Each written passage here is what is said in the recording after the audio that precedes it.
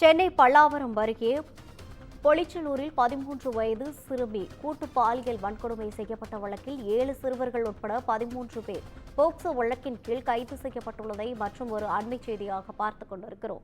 இதுகுறித்தான கூடுதல் விவரங்களை வழங்குவதற்காக நமது செய்தியாளர் சக்திவேல் இணைப்பில் இருக்கிறார். வணக்கம் சக்திவேல், கூடுதல் விவரங்கள்.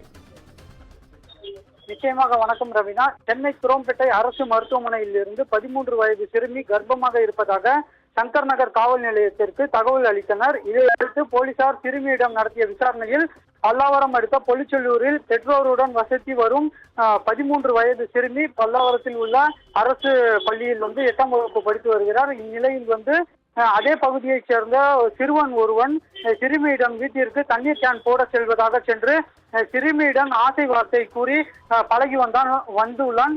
ஒரு கட்டத்தில் சிறுமி காதல் செய்வதாக கூறியதால் சிறுமி நட்பு ரீதியாக அந்த காதல் பழக்கம் ஏற்பட்டுள்ளது. இந்நிலையில் வீட்டில் சிறுமியின் தாய் உதவியுடன் சிறுமி பாலியல் வன்கொடுமை செய்யப்பட்டுள்ளான். அத்துடன் தனது நண்பர்கள் சிலரையும் சிறுமியிடம் அறிமுகம் செய்து வைத்து அவர்களையும் தொடர்ந்து பாலியல் வன்கொடுமையில் ஈடுபடுத்தி உள்ளது தெரிய வந்துள்ளது. அதன் அடிப்படையில் போலீசார் வழக்கு பதிவு செய்து சிறுமியிடம் பாலியல் அத்துமீறலில் ஈடுபட்ட 7 சிறார்கள் மற்றும் உட்பட 13 பேரை காவல்துறையினர் கைது செய்து உள்ளனர்.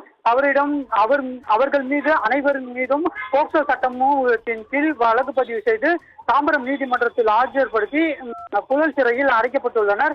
மேலும் பள்ளி சிறார்களை செங்கல்பட்டு சீர்திருத்த பள்ளியில் அனுப்பி வைக்கப்பட்டுள்ளனர். மேலும் பாதிக்கப்பட்ட சிறுமி செங்கல்பட்டு மருத்துவமனையில் சிகிச்சைக்கு அனுப்பி வைக்கப்பட்டுள்ளனர். சிறுமி கூட்டு பாலியல் பலாத்காரம் செய்யப்பட்ட சம்பவம் பல்லாவரம் பகுதியில் பெரும் பரபரப்பை ஏற்படுத்தியுள்ளது. ரவினா, கூடுதல் விவரங்களை வழங்கியமைக்காக நன்றி சக்திவேல்.